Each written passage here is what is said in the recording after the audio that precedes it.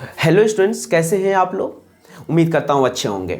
My dear students, आज का जो सेशन है मेरे और आपके बीच जो मैं आज सिखलाने आया हूँ, ये काफ़ी बेहतरीन सेशन होने वाली है आप में से उन सभी बच्चों के लिए जो बच्चे कहीं ना कहीं किसी न किसी कॉम्पिटिटिव एग्जाम्स की तैयारी कर रहे हो, चाहे वो एसएससी हो, बैंकिंग हो, डिफेंस का हो, किसी भी सेक्टर में अपनी नौकरी सुनिश्चित करना चाहते हैं। तो आपको पता है उनमें एक इंग्लिश का भी पेपर पूछा जाएगा, पक्का पूछा जाएगा। और आप में से बहुत सारे ऐसे स्टूडेंट्स होते हैं जो खास करके हिंदी बैकग्राउंड के बच्चे होते हैं, वो बच्चे को इंग्लिश पढ़ने के बावजूद भी, लिखने पढ़ने यानी किसी न किसी कोचिंग को ज्वाइन करने के बाद भी, पूरे सिलेबस कंप्लीट करने के बाद भी आपको कहीं ना कहीं इंग्लिश में प्रॉब्लम रहती है। इंग्लिश को पढ़ने में, लिखने में, समझने में काफ़ी समस्या होती है।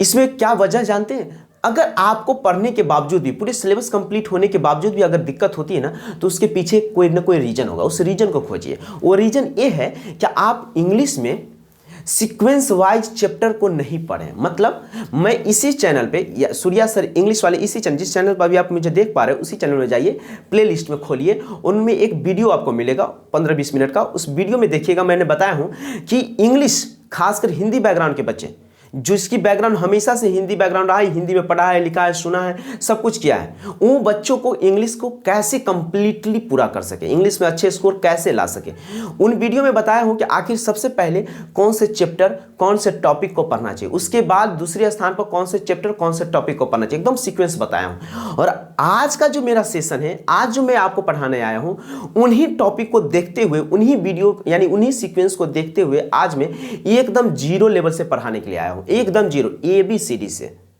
मेरा मानना है कि अगर आज का जो सेशन देख लीजिएगा तो आपको धीरे धीरे इंग्लिश पढ़ने की मतलब कि क्या कहें, कंप्लीटली पूरा हो जाएगा, विश्वास जग जाएगा कि यस, इंग्लिश मेरे लिए भी हलवा है, एकदम मतलब पानी पानी कर देंगे आप इंग्लिश को, पक्का कर देंगे। तो मेरा वीडियो जब भी आप देखिएगा ना, तो कॉपी कलम को खोल के बैठेगा, क्योंकि मेरा वीडियो कोई शॉर्ट्स नहीं होता है, मैं शॉर्ट हैंड टीचर नहीं हूं। अगर सीखना होगा आपको और मुझे सिखलाने के पर्पज से अगर मैं यूट्यूब पर आऊंगा तो कहीं ना कहीं वीडियो थोड़ी लंबा होंगी, आधा घंटा के हो सकते हैं, 45 मिनट के हो सकते हैं, इस टाइप के वीडियो हो सकते हैं, तभी तो आपको सीखने को मिलेगा। मैं उम्मीद करता हूं मेरे वीडियो को अच्छे लगेगी, आप थम्स अप दीजिए, लाइक दीजिएगा तो थोड़ा मुझे अच्छा लगेगा, और कमेंट करके बताइएगा कि पढ़ने के बाद आपको कैसा लगा, क्या समझ में आया, कहाँ नहीं आया, और आगे क्या पढ़नी है, ये सारा चीज आप कमेंट में बताइएगा। और अभी कॉपी कलम को खोलिए और पढ़ाई शुरू कीजिए, ठीक है। माय डियर स्टूडेंट्स, स्टार्ट करते हैं। इंग्लिश को एकदम बेसिक से शुरू करेंगे। कहां से शुरू करेंगे? एकदम बेसिक से। बाबू कहां से? एकदम बेसिक से। तो जब भी आप इंग्लिश की शुरुआत करो ना, जब भी आप इंग्लिश की शुरुआत करो तो एकदम बेसिक से करो। कॉपी कलम खोल के रखो।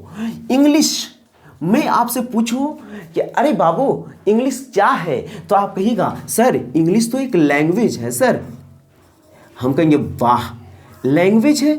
आपको फिर मैं सवाल पूछूंगा, बाबू इंग्लिश एक लैंग्वेज है तो कैसे पता चलेगा कि इंग्लिश एक लैंग्वेज है? कहेंगे सर कमाल की बात है सर, जैसे कि मैं मान लो मैं अभी आपको क्या कर रहा हूं, पढ़ा रहा हूं। तो पढ़ा रहा हूं तो कैसे पता चला पढ़ा रहा हूं? क्योंकि मैं बोल रहा हूं, तो मेरे मुंह से जब भी मैं मुंह खोलता तो मेरे मुंह से कुछ ना कुछ आवाज़ निकलती है, साउंड निकलती है, और उस साउंड को फील कर पाते हो आप और समझ पाते हो कि सर हिंदी में बोल रहे हैं या इंग्लिश में बोल रहे हैं या किसी और भाषा में बोल रहे हैं। यानी लैंग्वेज को समझने के लिए आपको साउंड की जरूरत पड़ती है। किसकी जरूरत पड़ती है बाबू? साउंड की जरूरत पड़ती है। अब नेक्स्ट बात जो है, एक बात बताइए हमें, साउंड कैसे निकलता है? साउंड में क्या होता है? साउंड जब हम निकलता है मतलब हम कुछ ना कुछ बोलते हैं, मुंह से आवाज निकलता है, तो मैं कोई ना कोई शब्द बोलता हूं। मैं बोलूंगा एक कलम है, तो ये कलम है, तो कलम, मैं बोला कलम, मेरे मुंह से साउंड निकला कलम।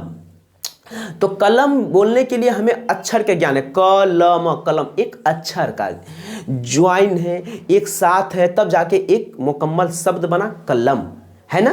तो उसी तरीके से साउंड को पढ़ने के लिए अक्षर की ज्ञान होनी जरूरी है, यानी उसमें अल्फाबेट को पढ़ने की ज्ञान जरूरी है। मैंने बोला टेंशन नहीं लेने को, एकदम बेसिक से पढ़ने को, एकदम बेसिक से, एकदम ABCD से पढ़ाऊंगा, धीरे धीरे एडवांस लेवल पर जाऊंगा। आप कमेंट के जरिए बताइएगा, आपको पूरा क्लास ऑफलाइन की तरह मैं आपको ऑनलाइन में पूरे क्लास पढ़ाऊंगा, पूरे चैप्टर कंप्लीट करूंगा, चिंता मत कीजिए। अल्फाबेट मैं पूछूंगा आपसे, कोई पूछेगा कि आखिर अल्फाबेट क्या होता है, आप कहेगा जिस तरीके से, मान लीजिए आपका एक परिवार है ना, उस परिवार में कौन कौन है, दादी होंगे, दादाजी होंगे, पापा मम्मी होंगे, भाई बहन होंगे, भाभी होंगे, अंकल होंगे, आंटी होंगे, उनके बेटा बेटी होंगे, ये सारा लोग एक साथ है, एक ग्रुप में है, तो वो क्या कहलाता है, परिवार कहलाता है। वो क्या कहलाता है, परिवार कहलाता है ना। जब आपके घर में जितने भी सदस्य, जितने भी मेंबर है एक ग्रुप में, तो क्या कहलाता है, परिवार कहलाता है। जिस तरीके से क्रिकेट खेलते हैं, क्रिकेट देखते भी होंगे, हमारे देश की भी क्रिकेट टीम है, तो प्लेग्राउंड में 11 खिलाड़ी पहुंचते हैं और उनमें से सभी के सभी खिलाड़ी एक ग्रुप में होते हैं, तो अब वो खिलाड़ी नहीं कहलाता, वो एक टीम कहलाता है। भारतीय टीम, फलाने देश का टीम, उस देश का टीम, उस देश का टीम, ऐसे माना जाता है ना। उसी तरीके से जब भी ABCD E dot dot dot dot dot 26 letter, Z तक 26 लेटर्स होते हैं, ये सभी लेटर्स एक ग्रुप में जब होते हैं तो वह अल्फाबेट कहलाता है। ध्यान रखिएगा, एक वर्ड अल्फाबेट्स भी होता है, ALPHABETS, एक अल्फाबेट्स भी होता है। ये अल्फाबेट्स का मतलब वर्णमाला नहीं होता है। जब भी यस लग जाएगा तो इसका मतलब हो जाता है भाषाएं, भाषाएं, ठीक है। हाँ, ये यस लग जाएगा तो भाषाएं हो जाता है, ध्यान रखिएगा। और यहाँ यस नहीं लगा, इसका मतलब है ये वर्णमाला होता है। बच्चों इंग्लिश में ना थोड़ी थोड़ी बात अलग अलग पैटर्न पर चले जाती है, हल्का हल्का सा डिस्पैच हो जाने के कारण, तो ध्यान रखिएगा। ये अल्फाबेट से, ये अल्फाबेट पढ़ रहा हूँ। अब आपसे कोई पूछेगा व्हाट इज अल्फाबेट, आप कहेंगे सर हमसे तो अब अल्फाबेट कोई नहीं पूछेगा। यस, आपसे कोई नहीं पूछेगा क्योंकि आप सीनियर स्टूडेंट्स हो चुके हो। लेकिन हो सकता है आप गरीब के बच्चे हो, मार्केट में आके पढ़ते हो, शहर में निकल के पढ़ते हो, पटना, दिल्ली, इलाहाबाद, हैदराबाद, कहीं भी पढ़ाई कर रहे हो, अपनी पॉकेट खर्च के लिए होम ट्यूशन भी पढ़ाते होंगे, वहाँ पर तो आपको जरूरत पड़ेगा भाई। और अगर वहां भी जरूरत न पड़े तो आज न कल आपकी फैमिली मेंबर में ही जरूरत पड़ जाएगी, किसी बच्चे को बताना पड़े। तो जब हम जीरो लेवल से पढ़ रहे हैं तो क्यों ना पढ़ ले। और उसमें भी ये डेफिनेशन पढ़ने के लिए आए नहीं है हम लोग, हमें सीखना है कि डेफिनेशन को कितनी आसानी वे में हम बना सकते हैं, और आखिर अल्फाबेट को पढ़ना क्यों पड़ा ये भी सीखेंगे। ध्यान तो दीजिए, कोई आपसे पूछ दे कि अल्फाबेट किसे कहते हैं, तो आप आराम से बताइएगा कि ABCD के अक्षरों को, यानी कि क्या कहेंगे, लेटर्स, एक लेटर्स यानी एक ग्रुप में है तो क्या कहेंगे, a group of letters, a group of letters is called alphabet. Alphabet, correct ना, करेक्ट ना, कोई दिक्कत, नो दिक्कत। अब इसी में कह देगा कि भैया लेटर्स बता दो ना, लेटर क्या होता है, आपके कमाल की बात है। अच्छा एक बात बताऊं, फैमिली क्या होता है, तो जितनी भी घर में सदस्य मेंबर है एक ग्रुप में है, वो हमारा फैमिली कहलाएगा। लेकिन आपके फैमिली में से कोई एक व्यक्ति बाहर निकल जाए, घर से अलग हो जाए, तो क्या वो फैमिली कहलाएगा, नहीं ना कहलाएगा। बस वही बात है, तो क्या कहलाएगा, एक मेंबर कहलाएगा। तो वही कह रहा है ABCD एक ग्रुप में है तो क्या कहलाता है, अल्फाबेट कहलाता है। अब इसमें से एक अक्षर, मान लीजिए इसको क्या कहेंगे, तो एक लेटर है, तो लेटर्स क्या कहलाएगा, तो ये लेटर्स किसका है, अल्फाबेट का ही सदस्य है। तो the member of alphabet is called letter, कोई दिक्कत बच्चों, कोई दिक्कत नहीं। यहां तक में समझ में आया आपको, अच्छा लगा ना तो लाइक दीजिएगा। मेरा वीडियो थोड़ा लंबा होगा, चिंता नहीं करो, लेकिन बहुत ही बेहतरीन होगा, सब कुछ सिखला दूंगा जीरो लेवल से, लेटर्स, कोई दिक्कत, नो दिक्कत। अब यहां से आते हैं हम लोग कि सर अल्फाबेट लेटर तो पढ़ लिया, अब क्यों, अब क्या हम पढ़ें। अब हम पढ़ेंगे कि सर अल्फाबेट में इस भाग से हमें क्या क्या चीज़ निकलेगी। अब निकलेगी बहुत सारी चीज़ निकलेगी। अब इसी ABCD के 26 लेटर से ना 3 टर्म में इस लेटर्स को बांटा गया। कितने टर्म में लेटर्स को बांटा गया, 3 टर्म में। एक जो वोवेल्स होता है जिसको आप वोवेल्स कहते हो, एक कॉन्सोनेंट होती है और एक सेमी वोवेल होती है। क्या होती है बच्चों, सेमी वोवेल होती है। अब जरा बताइए वोवेल कितने होते हैं, A-E-I-O-U, total 5 letters vowels letter होते हैं। कॉन्सोनेंट, इसका जो बाकी जो 26 लेटर्स में 5 को काट देंगे तो 21 हो जाएंगे, और इन्हीं में से -2 कर दीजिए, यानी ये 19 हो गए। ये जो 2 लेके आए, ये 2 कौन है, W और Y आपका सेमी वोवेल हो गया। यहां तक कोई दिक्कत, नो दिक्कत, यहां तक कोई दिक्कत, नो दिक्कत। अब बात रहा कि आखिर सर, आखिर इन सब को पढ़ने की जरूरत क्यों पड़ा, वोवेल, कॉन्सोनेंट और सेमी वोवेल को पढ़ने की जरूरत क्यों पड़ा। एकदम इंटरटेनमेंट करके पढ़ेंगे हम लोग, सीखते चलिए। जरूरत इसलिए पड़ा, मान लीजिए बच्चों, एक ट्रांसलेशन में लिखता हूं, एक ट्रांसलेशन लिखता हूं कि यह कलम है, यह कलम है। तो आप इसका इंग्लिश क्या बनाते थे, this is pen, this is pen, यह ना सेंटेंस बनाते थे। और जब इसमें एक लगते था तब ये आप ए लगाते थे, मतलब जब एक लगाते थे, यह एक कलम है तो आप ए लगाते थे, और एक उसमें नहीं लगाते थे तो आप ए नहीं लगाते थे, यही गलत करते थे। यानी एक लगा रहे न लगा रहे आपको ए लगाना पड़ेगा। यानी कि ये क्यों, क्योंकि ये नाउन था, और नाउन से पहले के एडजेक्टिव के रूप में एक आर्टिकल ए या एन आता है, ठीक है। तो इसको बनाने के लिए, ये लगाने के लिए हमको ये चीज की जरूरत, इस तीनों की जरूरत पड़ गई।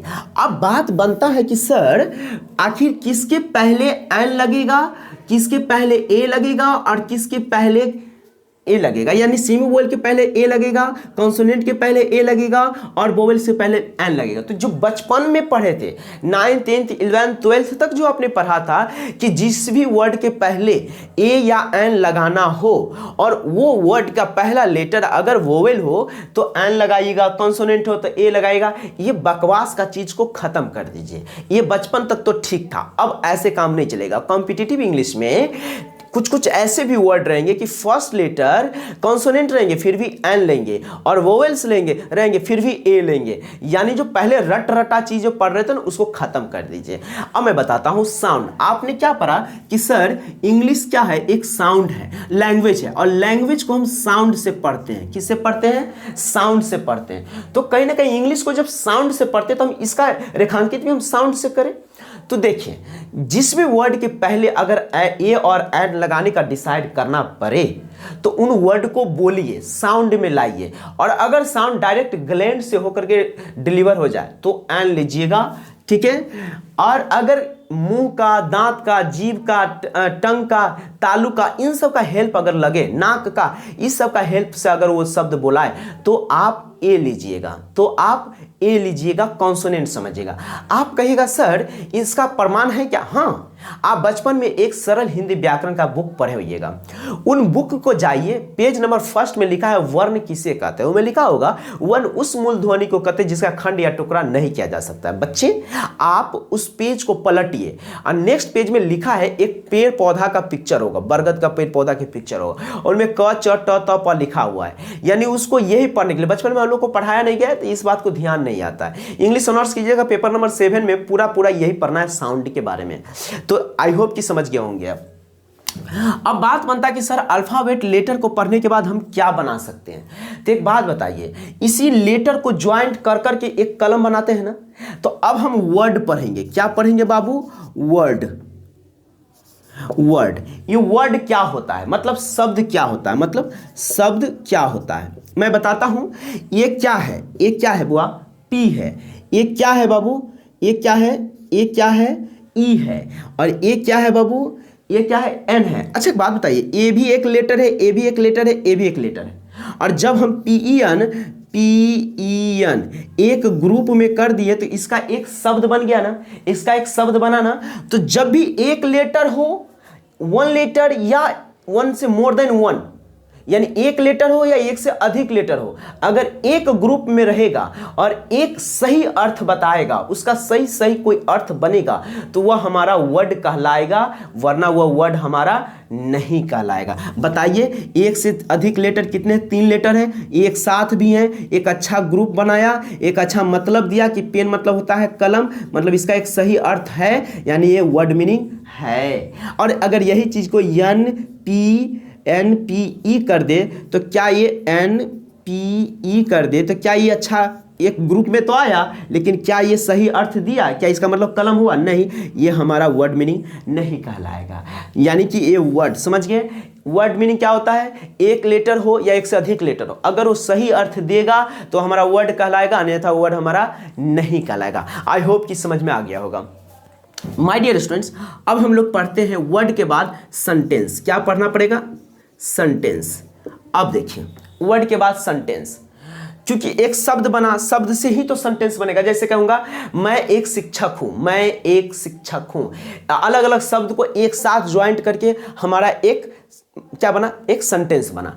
जैसे सुनिए मेरी बात, यह कलम है, एक सेंटेंस बना ना, तो यही बात पता चलता। उसी तरीके से अब सेंटेंस क्या होता है, सेंटेंस ऐसा नहीं, बहुत सारा बच्चा सोचता है कि यहां से शुरुआत कीजिए और यहां पर ला करके फुल स्टॉप डाल दीजिए तो आप एक सेंटेंस कहलाने लगेगा, यानी वो सेंटेंस कहलाने लगेगा। गलत तरीका है। मैं बता दूं आपको मजे की बात, सेंटेंस क्या होता है कि एक वर्ड हो, सिंगल वर्ड हो या एक से अधिक वर्ड हो, एक साथ आएगा। अगर उसका सही अर्थ देगा, अगर उसकी सही अर्थ बनेगी तो वह हमारा वर्ड मीनिंग कहलाएगा। आप कमाल की बात को समझिए, मैं कहूंगा कि गो, मैंने कहूं आपको गो, जाओ, और अगर फुल स्टॉप डाल दिया तो मान लीजिए आप क्लासरूम में, ध्यान दीजिए, जब भी आप टीचर के पास जाते थे कॉपी चेक नोट करते रहना है, नोट करते रहना है।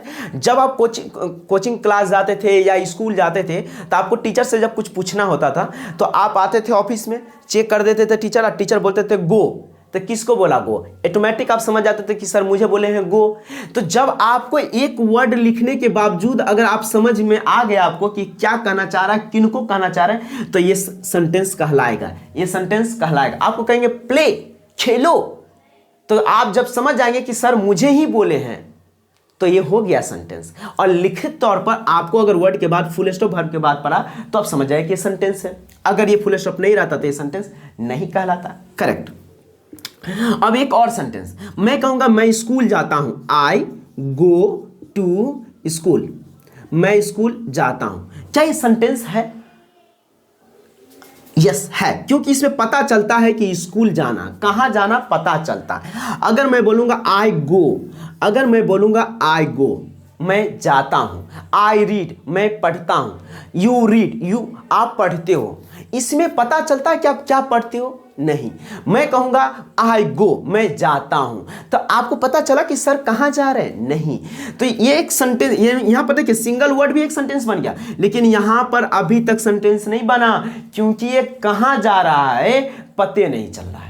तो जब तक उसमें मुकम्मल सेंटेंस कब बनेगा? जब उसमें 100% पता चले कि कौन सा काम कर रहा है, तो वह सेंटेंस कहलाएगा, अन्यथा वह सेंटेंस नहीं कहलाएगा। तो ये अभी सेंटेंस नहीं है। क्या है? ये सेंटेंस नहीं है। अगर इसी में हम आई गो टू स्कूल कह दे, आई गो टू स्कूल कह दे, तो अब इसमें पता चल गया कि ये सेंटेंस है। क्यों? क्योंकि इसमें कहां जा रहा है पता चल रहा है, तो ये हमारा सेंटेंस कहलाएगा।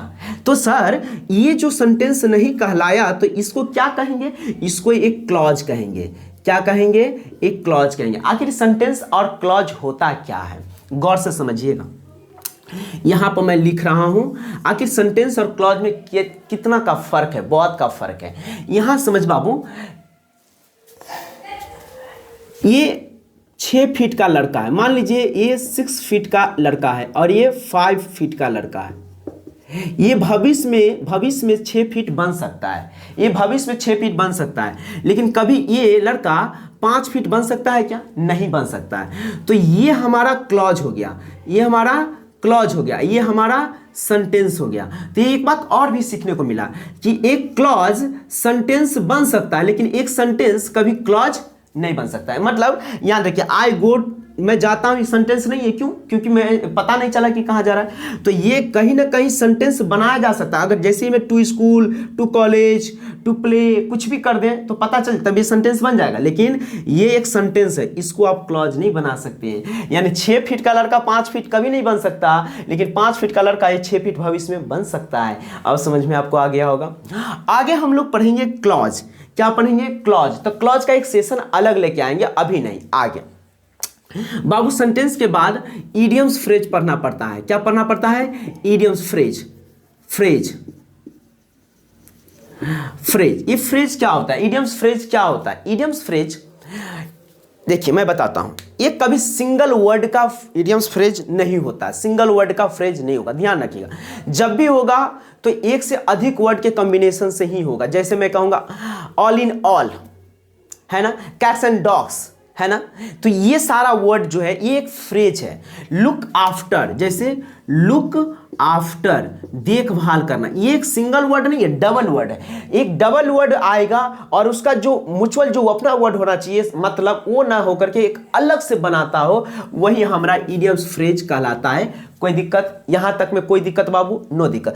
तो आई होप कि आपको समझ में आ गया। बच्चों एक बात मैं बताऊं, हमारा वीडियो एक थोड़ी सी लंबा होगा। लंबा मतलब कि 20 मिनट, 25 मिनट, आधे घंटे, 1 घंटे की भी होगा।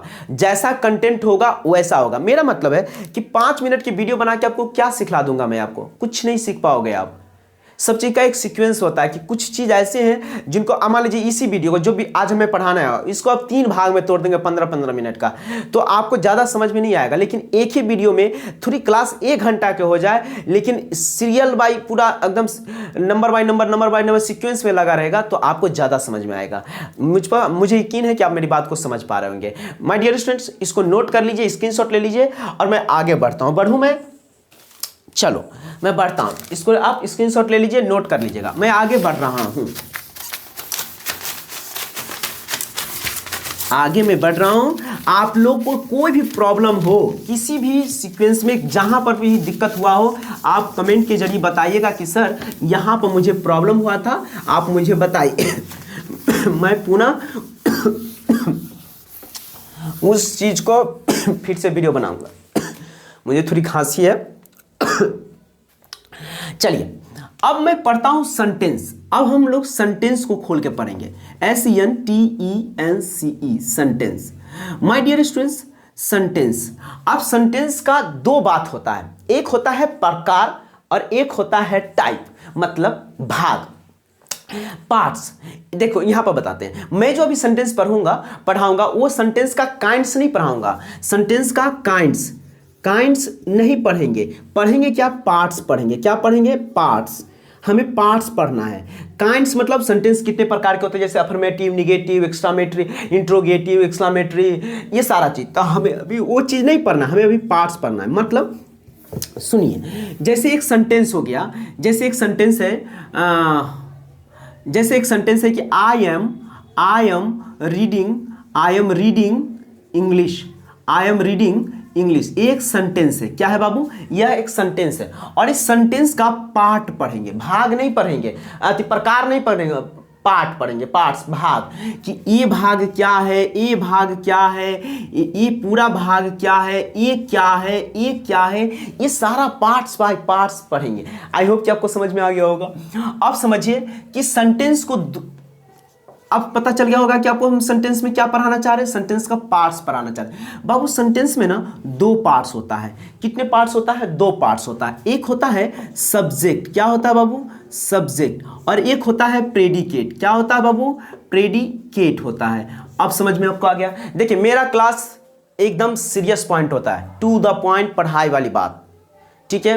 पढ़ते चलिए, लिखते चलिए, समझते चलिए, क्योंकि हर एक चीज का एक टाइम टेबल होता है। मस्ती समय अलग होता है, पढ़ने का समय अलग होता है।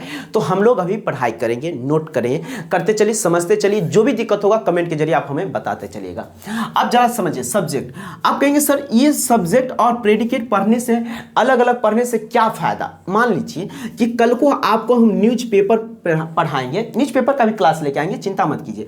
या अगर आप पैसेज बनाओगे या न्यूज़पेपर पढ़ोगे, उसमें बहुत सारे सेंटेंसेज लिखा होगा, बहुत सारे सेंटेंसेज होगा। उसमें से आप कैसे पता करेंगे कि कौन सा वर्ड सब्जेक्ट है, कौन सा वर्ड वर्ब है, कौन सा वर्ड एडजेक्टिव है, कौन सा वर्ड नाउन है, कौन सा वर्ड प्रोनाउन है, कौन सा वर्ड ऑब्जेक्ट है, कौन सा वर्ड कॉम्प्लीमेंट है, कौन सा वर्ड इडियम्स फ्रेज है? कैसे पता चलेगा? पता चलेगा ना। तो उसी तरीके से मैं बताना चाहूँगा कि इंग्लिश के दुनिया में कितने ऐसे वर्ड्स हैं, कितने ऐसे पॉइंट्स हैं जो सब्जेक्ट के रूप में आते हैं। सब्जेक्ट किन किन रूप में आते हैं, मतलब मेरा कहना है कि इंग्लिश में कितने ऐसे सब्जेक्ट हैं, किस किस रूप में आते हैं, वो सभी रूप हम लोग यहाँ पर सब्जेक्ट में पढ़ेंगे। आई होप कि आपको समझ में आ गया होगा मैं क्या कहता हूँ। बच्चों सब्जेक्ट आपको कितने पार्ट में पढ़ना? पहला पॉइंट नाउन सब्जेक्ट। क्या पार्ट? Noun subject. आप कहोगे सर नाउन सब्जेक्ट क्या होता है? मैं कहूँगा पहले ये समझिए कि नाउन होता क्या है। अभी नाउन तो पढ़ नहीं रहे, लेकिन बस उसका एक इंट्रो मैं आपको बता देता हूँ। कि नाउन क्या होता है। नाउन मतलब होता है नाम, नाम को नाउन कहते हैं, इसे समझिए। बचपन में आप लोग पढ़ते होंगे a noun is the naming word, या ये noun is the name of animals, place, things वगैरह वगैरह। मेरा मानना है कि सीधी सी बात, इस दुनिया में जो भी चीज है जिसको हम देख पा रहे हैं, अपनी आंखों से देख पा रहे हैं, अपने हाथों से छू सकते हो, या उसे फील कर सकते हो, महसूस कर सकते हो, वो सभी का कोई ना कोई नाम है। नाम है तो नाउन है ना। कमाल की बात। मतलब दुनिया में जो भी चीज हो, कोई भी हो, कहीं भी हो, अगर मैं उसे देख पा रहा हूं अपनी आंखों से, उसे अपनी बॉडी से टच कर सकता हूं, उसे मैं फील कर सकता हूं, तो उसका कोई ना कोई नाम होगा, और नाम है तो नाउन है। अगर उनमें से कोई भी आता है तो ये नाउन सब्जेक्ट कहलाता है। क्या कहलाएगा बाबू? नाउन सब्जेक्ट कहलाएगा। और ध्यान रखिएगा, नाउन सब्जेक्ट। अब वर्ब जो लीजिएगा तो सब्जेक्ट अगर सिंगुलर होगा, सब्जेक्ट, यहां ध्यान रखिएगा बाबू, सब्जेक्ट अगर सिंगुलर होगा तो वर्ब क्या लीजिएगा? सिंगुलर। यहां पर लिख देते हैं सब्जेक्ट सिंगुलर तो वर्ब सिंगुलर, और अगर सब्जेक्ट प्लूरल तो वर्ब प्लूरल। आप इस फॉर्म से समझ आएंगे, सब्जेक्ट सिंगुलर तो वर्ब सिंगुलर, सब्जेक्ट प्लूरल तो वर्ब प्लूरल। जैसे राम, राम एक नाम है, सिंगुलर है तो राम के साथ सिंगुलर वर्ब लेंगे, राम इज, या कुछ भी जो भी होंगे। राम एंड मोहन दो का नाम हो गया, प्लूरल हो गए, तो वहां पर वर्ब प्लूरल ले लेंगे। यह पार्ट लिख दिया। दूसरा पार्ट आपको पढ़ना है प्रोनाउन सब्जेक्ट। Pronoun subject.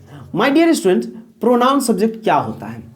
जो नाम के बदले आते हैं वो प्रोनाउन होता है। मान लीजिए मैं आपके गांव का लड़का हूं, मैं आप ही के पड़ोसी हूं, मैं यहां बैठा हूं, और उधर से कोई व्यक्ति आएगा और आपसे पूछेगा कि फलाने जी का घर कहां है। आप कहेंगे वो जो ब्लैक कलर में जो शर्ट में पहने हुए हैं ना एक व्यक्ति जो बैठा हुआ है, वो उन्हीं का लड़का है, जाके उनसे बात कीजिए। वो व्यक्ति मेरे पास आएगा, वो मुझे कहेगा आपके पिताजी कहां है। मैं कहूंगा वो तो मार्केट चले गए हैं। आप ध्यान रखिए, वो व्यक्ति एक बार मेरे पिताजी का नाम बोले थे, फिर दोबारा आप उनका नाम नहीं लिए, और वो भी व्यक्ति क्या किया कि हमसे पूछा, तो मैं भी उनको दूसरे तरीके से बता दिया कि वो यहाँ नहीं है, मुझे बता दीजिए, मैं उनको बता दूंगा। तो उनके नाम के बदले में जो मुझे, उनको, ये सारा चीजें यूज किए, वही आपका प्रोनाउन है। नाउन को दोबारा रिपीट न करे, उनकी वजह से जो जगह पर यूज किया जाता है उनके बारे में, वही प्रोनाउन कहलाता है। जैसे आई, वी, यू, दे, ठीक है, ये सारा चीज। अब इसमें दे के बाद देम, यू, योर, वी के आस, आई, मी, सब कुछ होता है, सब कुछ होता है। और इसमें भी अगर सब्जेक्ट सिंगुलर होगा तो वर्ब सिंगुलर लीजिएगा, सब्जेक्ट प्लूरल होगा तो वर्ब प्लूरल रहेगा। दो ठो हो गया बाबू। Third, noun understood subject. Noun understood subject, noun understood subject, ये क्या होता है बाबू? तो देखिए, नाउन अंडर, इसको नाउन इक्विवेलेंट भी बोल सकते हैं, नाउन इक्विवेलेंट भी बोल सकते हैं। इसको ऐसे समझिए, जो नाउन की तरह होता है, यानी किसी न किसी नाम की तरह होता है। मान लीजिए मैं बोलूंगा कि गरीब लोग, द पुअर, तो गरीब लोग कौन होगा? कोई भी इंसान ही तो होगा, लेकिन मैं पार्टिकुलर किसी इंसान का नाम नहीं बोला, लेकिन कोई ना कोई तो इंसान ही होगा। मैं बोलूंगा मैं इंडियन हूं, तो Indian, Pakistani, Nepali, African, American, Australian, Chinese, ये सारा लोग क्या है? ब्लाइंड है ना, डीफ, बहरे लोग, ब्लाइंड लोग, रिच लोग, द रिच, हाँ, द ब्लाइंड, द डीफ, ये सारा चीज। कोई ना कोई तो व्यक्ति होंगे, उनका कोई ना कोई तो नाम होगा, तो उनका हम नाम ना बोल करके, उनका नाम ना बोल करके हमने क्या किया, उसके बदले में कोई और वर्ड बोला, रेफरेंस कर दिया, वही हमारा नाउन अंडरस्टूड सब्जेक्ट कहलाएगा। जैसे the poor, the rich, the Indian,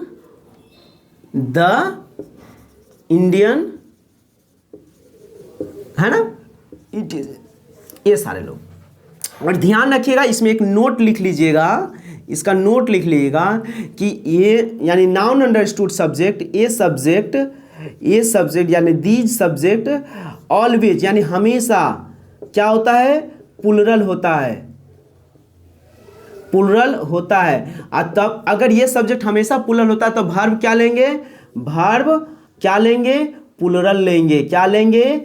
plural लेंगे हमेशा। इस दोनों में क्या था, सब्जेक्ट सिंगुलर तो वर्ब सिंगुलर, सब्जेक्ट प्लूरल तो वर्ब प्लूरल। और ये नाउन अंडरस्टूड सब्जेक्ट हमेशा सब्जेक्ट जो होता है उसका प्लूरल होता है, तो आप भी वर्ब प्लूरल लीजिएगा। यहाँ तक में कोई दिक्कत, नो दिक्कत ना, अच्छा लग रहा ना, तो आप लाइक तो कर दीजिए। चलिए फोर्थ नंबर क्या होता है बाबू, फोर्थ नंबर होता है इन्फिनिटिव सब्जेक्ट। इन्फिनिटिव सब्जेक्ट बाबू, इन्फिनिटिव सब्जेक्ट क्या होता है, टू प्लस वर्ब का first form of verb, to plus first form of verb को हम इन्फिनिटिव सब्जेक्ट कहते हैं। जैसे मैं बोलूंगा to walk is good for health, यानी टहलना स्वास्थ्य के लिए क्या है, अच्छी बात है। अब एक बात बताइए, ये टू प्लस वर्ब का क्या है, वर्ब का फर्स्ट फॉर्म है, फर्स्ट फॉर्म ऑफ वर्ब है।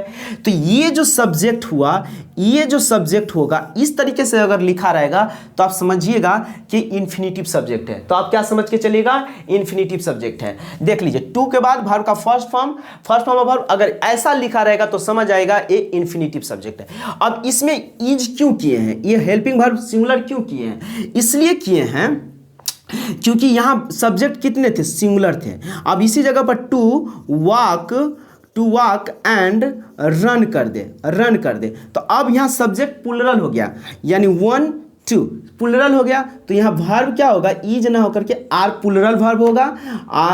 इसके बाद गुड फॉर हेल्थ, यानी subject singular verb singular, subject plural verb plural. और दूसरी पहचान, सब्जेक्ट की पहचान कैसे की है आपने, टू प्लस वर्ब का फर्स्ट फॉर्म, वर्ब का फर्स्ट फॉर्म। तो ये इस तरह से लिखा रहेगा तो आप समझ जाइएगा कि इन्फिनिटिव सब्जेक्ट है।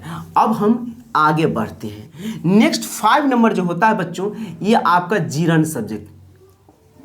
क्या होता है, जीरन सब्जेक्ट। आप ध्यान रखें, ये जीरन सब्जेक्ट क्या होता है, तो जैसे वर्ब का first form, to plus verb का फर्स्ट फॉर्म आएगा तो इन्फिनिटिव कहलाएगा। उसी तरीके से वर्ब के फर्स्ट फॉर्म में आईएनजी जोड़ करके जब हम एक सेंटेंस बनाते हैं तो वह हमारा जीरंड सब्जेक्ट कहलाता है। क्या कहलाता है, जीरंड सब्जेक्ट कहलाता है। अब जैसे फॉर एग्जाम्पल, इसी एग्जाम्पल को उठा लेते हैं ना, इसी एग्जाम्पल को उठा लेते ज़्यादा समझ में आएगा। जैसे कहेंगे कि walking is good for health, good for health. आप लिख सकते हैं walking is good habit for health. अब यहाँ वॉकिंग, यहाँ पर टू प्लस वॉक अगर था, टू प्लस वॉक था तो ये हमारा इन्फिनिटिव कहलाता था। अब टू को हटा दिया, यहाँ से टू को हटा दिया और वॉक में आईएनजी जोड़ दिया तो ये हमारा क्या कहलाएगा, इन्फिनिटिव सब्जेक्ट कहलाएगा। अगर इस रूप में लिखा रहेगा तो इन्फिनिटिव सब्जेक्ट कहलाएगा। आई होप कि आपको समझ में आ गया। इज क्यों किए, क्योंकि सब्जेक्ट सिंगुलर था। अगर इसी जगह पर वॉकिंग एंड रनिंग कर दे तो यहाँ सब्जेक्ट प्लूरल हो गया, तो वर्ब भी प्लूरल ले लीजिए। अब इसमें कोई दिक्कत बच्चों, कहीं पर कोई प्रॉब्लम, नो प्रॉब्लम। ये हो गया आपका जीरन सब्जेक्ट। एक और होता है 6 नंबर में फ्रेज सब्जेक्ट। अब ध्यान रखिए, इसका क्या होता है, हाउ प्लस टू वर्ब का फर्स्ट फॉर्म ऑफ वर्ब, यानी कि इस रूप में अगर सवाल रहेगा तो आप समझिएगा कि फ्रेजल सब्जेक्ट है। जैसे I know how to read, इसको आप how to read I know भी कह सकते हो, गलत नहीं होगा, दोनों स्थिति में सेंटेंस सही है। अब एक बात को बताइए, इसका मतलब क्या हुआ, मैं जानता हूं कैसे पढ़ना है, मुझे मालूम है, मैं जानता हूं। आप दोनों रूप में देख सकते हो। अब यहां पर 2 चीज सीखिएगा, रटिए मत, सीखिए। मेरे बाबू एक बात बताओ कि देखो, how to read, WH word के बाद टू प्लस वर्ब का फर्स्ट फॉर्म, यानी कि अगर सिर्फ इसकी बात करूं तो ये इन्फिनिटिव सब्जेक्ट को दिखलाता, देख लीजिए, इन्फिनिटिव सब्जेक्ट को दिखाता। अगर उससे पहले कोई WH वर्ड ले लिया तो ये फ्रेजल सब्जेक्ट हो गया, है ना, सिमिलरिटी थोड़ा सा। अब दूसरी बात कि सर क्या हर जगह पर हाउ ही लिखे क्या? नहीं, आपकी मर्जी, आप चेंज कर सकते हैं अपने स्टेटमेंट के अकॉर्डिंग। मान लीजिए आप यहां पर ये भी तो बोल सकते हैं, मान लीजिए आप दुर्गा पूजा है, मेला देखने गए, आपका कोई मित्र बोला कि अरे दोस्त एग्जाम सर पे क्या क्या पढ़ना है, ऐसे ऐसे पढ़ना तुम, वो तुमको सलाह दे रहा है, एडवाइस दे रहा है, आप क्या कहोगे? आप कहोगे कि अरे दोस्त मुझे मालूम है कि क्या पढ़ना है, मुझे मालूम है कि क्या पढ़ना। अगर ये बात होता तो आई नो हाउ की जगह पर व्हाट होता, व्हाट टू रीड, आप कर सकते हैं। आपको कोई कहेगा वहां मत जाओ, वहां खतरा है, तो आप क्या कहोगे? सुनो, मुझे मालूम है कि मुझे कहां जाना है, आई नो, किसके बाद हाउ की जगह पर where to go, where to go, है कि नहीं है? मुझे मालूम है कि मुझे कैसे जाना है, तो हाउ टू गो, है कि नहीं? तो यह हाउ की जगह पर ना आप अपनी सेंटेंस के अकॉर्डिंग आप कहना क्या चाहते हो उसके अकॉर्डिंग आप चेंज कर सकते, इसमें कहीं कोई दिक्कत नहीं। मेरे बच्चों आज इतना तक अभी तक पढ़ा, अभी और है, थोड़ा सा भी और है। देखिए मैंने सब्जेक्ट का पार्ट खोला, सब्जेक्ट में कितने पार्ट दिखाया? 6। अभी 3 पार्ट और पढ़ना है, 3 पार्ट और पढ़ना है। तो ये 3 पार्ट कहां पढ़ना है? क्लॉज में पढ़ना है। किस में पढ़ना है? क्लॉज में पढ़ना है। तो ये क्लॉज हम अगले एक सेशन लेके आएंगे, उसमें एक पार्टिकुलर एक क्लॉज का एक पार्ट होगा, वहां पर हम लोग पढ़ेंगे 3 नंबर, यानी कुल मिला के हमको 9 पढ़ना होता है सब्जेक्ट में, तो 6 तो पढ़ा दिए और 3 ठो क्लॉज में पढ़ेंगे। क्लॉज को जब पढ़ेंगे उसमें 3 ठो सीख लेंगे, अगला सेशन में आएगी, तो इसमें कोई दिक्कत नो दिक्कत। तो सब्जेक्ट का काम खत्म। अब लास्ट है प्रेडिकेट, बस 5 से 10 मिनट में आपका क्लास खत्म हो जाएगी। प्रेडिकेट को समझ लीजिए, इसको नोट कर लीजिए, स्क्रीनशॉट ले लिया है ना, बारीकी तरीके से एकदम लिख दे। हैंडराइटिंग में दिक्कत होगा तो कमेंट करके बताइएगा, सर थोड़ा सा लिखावट और फ्रेश कर दीजिए, मैं और करूंगा। कोई दिक्कत है? नो दिक्कत, आगे लिखिए, स्क्रीनशॉट ले लीजिए, नोट कर लीजिएगा। अब हम लोग पढ़ेंगे प्रेडिकेट का भाग। क्या पढ़ेंगे बाबू? प्रेडिकेट। ध्यान रखिएगा, आप लोग को जो भी समझ में आया कमेंट करके बताइएगा, लिख करके बताइएगा कि सर यहाँ पे समझ में आया, बेहतर लगा, अच्छा लगा, बुरा लगा। आगे कौन कौन सा टॉपिक, देखिए हम हर एक चैप्टर सीक्वेंस वाइज लेके आएंगे, इसके बाद वो उसके बाद वो, हर एक चैप्टर सीक्वेंस वाइज लेके पढ़ाएंगे, टोटल डिटेल में पढ़ाएंगे। मेरा क्लास लंबा होता है, डिटेल में पढ़ाएंगे। अगर छोटी बात होगी तो मैं बताऊंगा। अगर आपको भी कोई चीज़ अलग से सीखना है इंग्लिश में पॉइंट टू पॉइंट, तो वो आप कमेंट के जरिए बताइएगा, मैं उसका भी वीडियो बना के आपके पास तक पहुंचा दूंगा, ठीक है? तो आप बनाइएगा, हम तो सीक्वेंस वाइज पढ़ाएंगे, लेकिन आपको भी अगर कोई चीज़ नया चीज़ सीखना है तो वर्ड मीनिंग कैसे याद करें, सर क्या क्या सही सही कॉन्सेप्ट होना चाहिए, ट्रिक नहीं कॉन्सेप्ट, ये सारी चीज़ सीखना और भी बहुत सारी चीज़ सीखना है, तो मुझे कमेंट में बताइएगा, मैं उसको पूरा करूँगा। बच्चों अब हम पढ़ेंगे, जैसे आपने सेंटेंस में 2 पार्ट देखा, एक सब्जेक्ट का पार्ट देखा था और एक प्रेडिकेट का पार्ट देखा था। प्रेडिकेट, अब हमको प्रेडिकेट, इसमें तो पढ़ लिए, प्रेडिकेट को पढ़िए। आखिर ये प्रेडिकेट क्या होता है तो जानते हैं हम लोग। प्रेडिकेट में आपको 3 चीज पढ़ना, जैसे यहां पर पढ़ा था ना, I am reading English, I am reading English.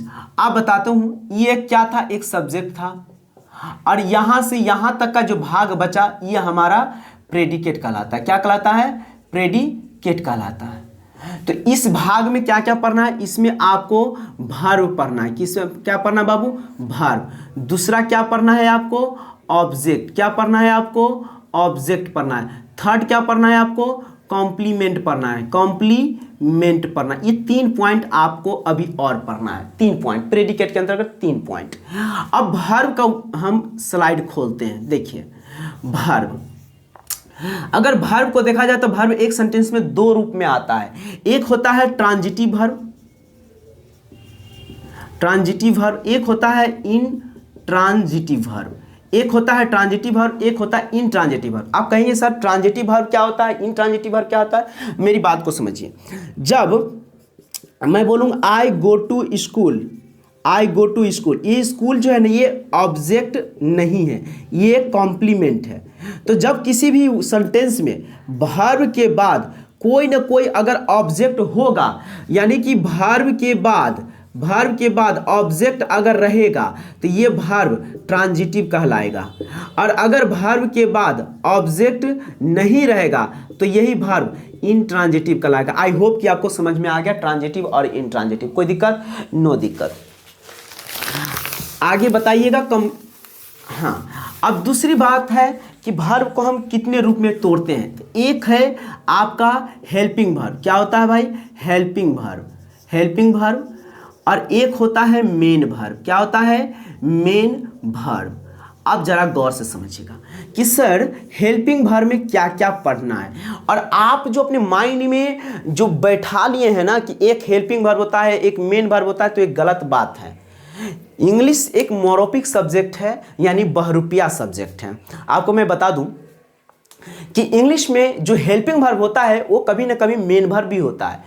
तो पहले पहचान कर लेते हैं कि हेल्पिंग वर्ब के तौर पर क्या क्या पढ़ा जाता है, मेन वर्ब के तौर पर क्या क्या पढ़ा जाता है। फिर आगे जब हम टेंस खोलेंगे तो टेंस का जो इंट्रोडक्शन पढ़ेंगे उसमें हम लोग पढ़ेंगे कि आखिर हेल्पिंग वर्ब भी मेन वर्ब कैसे बनता है। फिलहाल इसमें हेल्पिंग वर्ब में 3 चीज पढ़ना है आपको। बी फॉर्म, पहला फॉर्म क्या पढ़ना है बाबू? Be form. पहला point be form. Be form में क्या क्या आपको पढ़ना होता है? Is, am, are, was, were, ये सारा चीज है कि नहीं है। इसके बाद दूसरा जो पॉइंट है वो आपको क्या पढ़ना? Possessive form. पजेसिव फॉर्म, तो ये पजेसिव फॉर्म क्या होता है? हैव, हैज और हैड, ये होता है पजेसिव फॉर्म। थर्ड जो होता है आपका एक्शन फॉर्म। क्या होता है? Action form. ये एक्शन फॉर्म में क्या होता है? डू, डज, डिड, ये आपका एक्शन फॉर्म हो जाता है। थर्ड हो गया। फोर्थ नंबर में आपका हो गया मॉडल्स फॉर्म। मॉडल्स फॉर्म, इसमें आप क्या पढ़ते हैं? Can, could, may, might, shall, will, should, would, इसके बाद यूज टू, नीड, डेयर, और क्या पढ़ते हैं? Ought to. अब और क्या पढ़ते हैं? और भी जो भी चीज होता है, ये टोटल चीज इसमें आ गई। ये मॉडल्स का हो गया। एक होता है 5वां नंबर पर सेमी मॉडल। सेमी मॉडल में नीड और डेयर होता है, इसमें आप नहीं लिखिए। सेमी मॉडल, सेमी मॉडल, इसमें आपका नीड और डेयर आ जाएगा। इसमें वुड भी होता है, लिख लीजिएगा कहीं पर, ठीक है, डेयर। ये अब इतना आपको हेल्पिंग वर्ब के तौर पर इन सभी चीज को पढ़ते हैं। इनमें से मॉडल्स को छोड़ दे, मॉडल्स को छोड़ दे तो सभी फॉर्म हेल्पिंग वर्ब और मेन वर्ब सब होता है। आगे के पार्ट में हम लोग पढ़ेंगे, यहां तक में कोई दिक्कत? नो दिक्कत।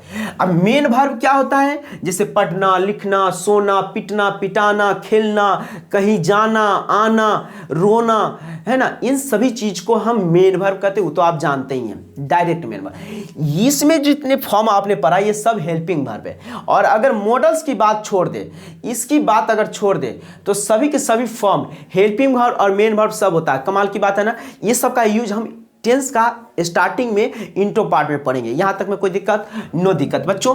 तो अब इस वर्ब के रूप में समझ गया। अब बात आती है हमें ऑब्जेक्ट को। ऑब्जेक्ट, अब यहां पर पढ़िए ऑब्जेक्ट के बारे में। ऑब्जेक्ट भी 2 तरीके के होता है। एक होता है डायरेक्ट ऑब्जेक्ट। देखिए जाति के दृष्टिकोण से ऑब्जेक्ट 2 तरह का होता है। कितने? जाति के दृष्टिकोण से ऑब्जेक्ट 2 तरह के होता है। कौन कौन होता है? लिविंग थिंग्स और नॉन लिविंग थिंग्स। देखिए जाति के अकॉर्डिंग, कास्ट के according, according to caste, according to caste, according to caste के अकॉर्डिंग ऑब्जेक्ट 2 तरह के होता है। लिविंग थिंग्स, लिविंग थिंग्स, और एक होता है नॉन लिविंग थिंग्स। देखिए जाति के अकॉर्डिंग बाबू ऑब्जेक्ट जो होता है 2 तरह के होता है। जाति के अकॉर्डिंग लिविंग थिंग्स और नॉन लिविंग थिंग्स। और अगर इस ऑब्जेक्ट के पार्ट अगर कहे काम के थ्रू, तो काम के थ्रू 2 पार्ट होता है। एक होता है डायरेक्ट ऑब्जेक्ट, डायरेक्ट ऑब्जेक्ट, और एक होता है इनडायरेक्ट ऑब्जेक्ट, इनडायरेक्ट ऑब्जेक्ट। आप कहेंगे सर डायरेक्ट और इनडायरेक्ट ऑब्जेक्ट कैसे होगा? अब गौर से समझिए, मैं एक सेंटेंस लिख रहा हूं उसके जरिए समझिए। मैं बोलूंगा कि ही गेव मी, और एक सेंटेंस मैंने बोला ही गेव मी, नहीं, he gave a pen, a pen. सही से समझिए बुआ, हाँ पेन। और दूसरी थर्ड सेंटेंस है ही गेव मी अ पेन, ये 3 सेंटेंस है। इसी 3 सेंटेंस में हम ये दोनों को समझा देंगे। मैंने क्या बोला बाबू, जाति के दृष्टिकोण से ऑब्जेक्ट 2 भाग में बटा होता है, एक लिविंग एक नॉन लिविंग, सजीव और निर्जीव। इसमें ऑब्जेक्ट कौन है, एक फार्मूला आपको मैं बता देता हूं। जब भी सेंटेंस में सब्जेक्ट पता करना होगा ना, तो क्या और किसको से पूछिएगा, क्या और किसको से पूछिएगा, सेंटेंस को देख करके। ऑब्जेक्ट जब पता करना हो ना तो नहीं सॉरी उल्टा कर दी बाबू, माफ करना। सब्जेक्ट पता करना हो तो कौन से पता कीजिए, ऑब्जेक्ट पता करना हो तो क्या और किसको से पता कीजिए, किसको से पता कीजिए। और कॉम्प्लीमेंट तैयार करना हो, पता करना हो तो कहां से पता कर लीजिए, कब से पता कर लीजिए, क्यों से पता कर लीजिए। ये तीनों, ये फार्मूला है, बहुत अच्छा फार्मूला है सब्जेक्ट ऑब्जेक्ट पता करने के। तो ऑब्जेक्ट पता करना है तो देखिए, ही गेव मी, वर्ब से पहले हाथ डालिए, अब पूछिए किसको दिया, क्या दिया, क्या दिया पता नहीं चला, लेकिन किसको दिया पता चल गया। तो ये आपका क्या है, ऑब्जेक्ट है। और मी से आपको क्या पता चलता है, एक सजीव ऑब्जेक्ट है। क्या है, सजीव यानी लिविंग। जाति के अकॉर्डिंग ये सजीव है। इसमें देखिए पेन आपका ऑब्जेक्ट है, जाति के दृष्टिकोण से ये नॉन लिविंग है, निर्जीव है, यानी कहीं सजीव कहीं निर्जीव। तो जाति के दृष्टिकोण से तो आप पता चल गया कि कौन सजीव होता है कौन निर्जीव होता है। अब बात आया कि सर डायरेक्ट ऑब्जेक्ट और इनडायरेक्ट ऑब्जेक्ट कौन कौन है। तो सुनिए, मेरी बात को सुनिए। जब भी सेंटेंस में, जब भी यानी किसी भी सेंटेंस में कोई एक ऑब्जेक्ट हो, सिंगल, ओनली इन वन, ठीक है, ओनली एक ऑब्जेक्ट हो, चाहे वो सजीव हो या निर्जीव हो। फिर से सुनना, किसी भी सेंटेंस में, दुनिया की कोई भी सेंटेंस में कोई एक ऑब्जेक्ट हो, चाहे सजीव हो या निर्जीव हो, कोई एक आएगा तो वह डायरेक्ट कहलाएगा। तो इसमें ऑब्जेक्ट कितने, एक, सजीव हो या निर्जीव हो, क्या कहलाएगा, डायरेक्ट ऑब्जेक्ट, डायरेक्ट ऑब्जेक्ट। इसमें ऑब्जेक्ट कौन है, पेन। तो इसमें भी क्या, ये निर्जीव है, लेकिन यहां सजीव था तो भी डायरेक्ट, यहां निर्जीव है तो भी डायरेक्ट। मैंने क्या बोला शुरू में, किसी भी सेंटेंस में कोई एक ही ऑब्जेक्ट हो, चाहे वो सजीव हो चाहे वो निर्जीव हो, वह कहलाएगा डायरेक्ट ऑब्जेक्ट। ठीक है। और अगर एक ही सेंटेंस में दोनों ऑब्जेक्ट हो, दोनों मतलब संख्या के आधार पर ना, जाति के आधार पर, मतलब कि सजीव भी हो निर्जीव भी हो, सजीव भी हो निर्जीव भी। अगर एक सेंटेंस में कोई एक ऑब्जेक्ट आए, चाहे वो सजीव या निर्जीव, आप उसको डायरेक्ट बोलेंगे। और एक ही सेंटेंस में कोई 2 ऑब्जेक्ट आए, यानी जाति के आधार पर, एक सजीव और एक निर्जीव, तो निर्जीव जो होगा, नॉन लिविंग थिंग्स होगा, वो आपको डायरेक्ट कहलाएगा, और जो लिविंग होगा वो आपको इनडायरेक्ट कहलाएगा। अब इसको ऐसे समझिए, क्या दिया, तो जो क्या का सेंस आया, ये जो क्या का सेंस आया, तो ये हमारा डायरेक्ट ऑब्जेक्ट कहलाएगा, डायरेक्ट ऑब्जेक्ट कहलाएगा। और ये जो सजीव है, यानी कि किसको दिया, तो ये आपका हमारा इनडायरेक्ट कहलाएगा, इनडायरेक्ट ऑब्जेक्ट कहलाएगा। अब एक बात बताता है, इसको क्लियर कर देते हैं। मान लीजिए आपके घर में कोई छोटा बच्चा है, वो कुछ खा रहा है, और आप अचानक गेट खोले, अंदर में इंटर किए, तो आप वो डायरेक्ट हाथ को पीछे कर लेगा, अब मुंह बंद कर लेगा, तो आप क्या कहोगे, अचानक से आप क्या कहोगे, डायरेक्ट क्या बोलोगे, आपके दिमाग में डायरेक्ट क्या समझ में आएगा, क्या खा रहे हो, क्या कभी पूछते हो किसको खा रहे हो, नहीं, किसने दिया पूछते हो, नहीं दिया। पहले आपको पता तो चले क्या कि खा क्या रहा है। आप जरा अपने पर फील करके देखिए ना, जब भी आप घर जाते हो, कोई छोटा बच्चा कुछ खा रहा होता है, मुंह बंद कर लेता, हाथ पीछे कर लेता, तो आपके दिमाग में पहला सवाल क्या आता है, क्या खाते हो। बिना सोचे समझे डायरेक्ट आपके मुंह से क्या निकलता है, क्या खाते हो। और खा रहा होगा कोई नॉन लिविंग थिंग्स ही खा रहा होगा, तो नॉन लिविंग थिंग्स हमारा डायरेक्ट ऑब्जेक्ट कहलाएगा, और लिविंग थिंग्स हमारा इनडायरेक्ट ऑब्जेक्ट कहलाएगा। समझ रहे मेरी बात, कोई दिक्कत। एक इसको आप मिटाता हूं और कॉम्प्लीमेंट का पार्ट पढ़ा देता हूं। वो वर्ब ऑब्जेक्ट सब हो गया। कॉम्प्लीमेंट को समझिए, कॉम्प्लीमेंट बहुत ही आसान टॉपिक है। जब कभी टाइम का बात बताए, जब टाइम पता चले, किसी भी सेंटेंस में जब टाइम पता चले, इसके बाद प्लेस का नाम पता चले, और इसके बाद रीजन का नाम पता चले, तो आप आराम से कॉम्प्लीमेंट घोषित कर सकते हैं। जैसे मैं कह लूंगा कि मैं सुबह 5 बजे जगता हूं, और गांधी मैदान टहलने के लिए जाता हूं, पटना गांधी मैदान टहलने के लिए जाता हूं। एक बात बताइए, मैं सुबह 5 बजे जगता हूं, तो 5 बजना, मॉर्निंग में जो 5 बजे, ये क्या है, एक टाइम है, तो टाइम कॉम्प्लीमेंट हो गया। और इसके बाद क्या करता हूं, गांधी मैदान जाता हूं। तो गांधी मैदान एक जगह का नाम है, पटना में गांधी मैदान है, जानते हैं, मैं उन्हीं के पास में रहता हूं, तो ये गांधी मैदान है। तो गांधी मैदान एक जगह का नाम है, तो ये कॉम्प्लीमेंट हो गया। और गांधी मैदान जाता क्यों हूं, टहलने के लिए, फॉर वॉकिंग। तो जब हम टहलने के लिए जाते हैं तो ये टहलना यहाँ वर्ब नहीं है, वॉक का वर्ब नहीं रह गया, वो एक कॉम्प्लीमेंट बन गया, है ना कमाल की बात। तो एक सेंटेंस में, किसी भी सेंटेंस में जब टाइम दिया हो, प्लेस दिया हो, रीजन दिया हो, तो ये ऑब्जेक्ट नहीं कहलाता, ये कॉम्प्लीमेंट कहलाता है। अब आपको इसमें लिख भी दिए थे ना कि सब्जेक्ट को पता करने के लिए कैसे करेंगे, ऑब्जेक्ट को पता करने के लिए कैसे करेंगे, कॉम्प्लीमेंट को पता करने के लिए कैसे करेंगे। I hope my dear students, आप लोग का बहुत बहुत धन्यवाद, इतना टाइम तक मेरा वीडियो अभी तक देखे हो आप लोग। देखिए बच्चों, अगर आपको सीखना है, इंग्लिश सीखना है, तो हम चैप्टर वाइज, एकदम सीक्वेंस वाइज, नंबर पढ़ाएंगे। और आपको बीच बीच में कोई नया चीज सीखना है कि सर इसकी फॉर्म कैसे भराया जाता, सर इस चीज़ की तैयारी करने के लिए हमको क्या क्वालिफिकेशन चाहिए, सर क्या क्या होना है, कोई भी इंफॉर्मेशन, एजुकेशन से कुछ भी पूछना हो, आप मुझे कमेंट में बताइएगा, मैं आपका जवाब आपके पास तक पहुंचा दूंगा। कंप्लीट है। आपको क्या सीखना है वो सारा चीज हमको बताएं, रीअरेंजमेंट, PQRS जिसको आप कहते हो, पैसेज, क्लॉज टेस्ट, ये सारा चीज बताऊंगा, एरर प्रैक्टिस कराऊंगा, पता है ग्रामर का चैप्टर वाइज पढ़ाऊंगा, वर्ड मीनिंग भी सिखलाऊंगा, और आपको chapter wise VBI common error का पॉइंट बताऊंगा कि इस चैप्टर से सबसे इंपॉर्टेंट टॉपिक कौन कौन है जहां से कॉमन एरर इंप्रूवमेंट पूछा जाता है ना कमाल की बात। फिर पोजीशन से कौन कौन, नाउन से कौन कौन, एडजेक्टिव से कौन कौन, टेंस पढ़ रहे हैं तो टेंस में VBI पॉइंट कौन कौन है जहां से एरर पूछा जाता है, कॉमन एरर, सारा बात। तो आज ही चैनल को सब्सक्राइब कीजिए और टॉपिक बाय टॉपिक प्रतिदिन आप लेते रहिए, पढ़ते चलिए। आई होप कि एकदम हम सीक्वेंस वाइज लिखते हैं ताकि आपको नोट करने में दिक्कत नहीं होगी, स्क्रीनशॉट ले लीजिएगा, लिखते चलेगा। लगभग शायद 51 मिनट्स हो गया। धन्यवाद इतना देर तक पढ़ने के लिए, साथ देने के लिए। देखो बच्चों, अगर पढ़ोगे तो आपको फायदा होगा।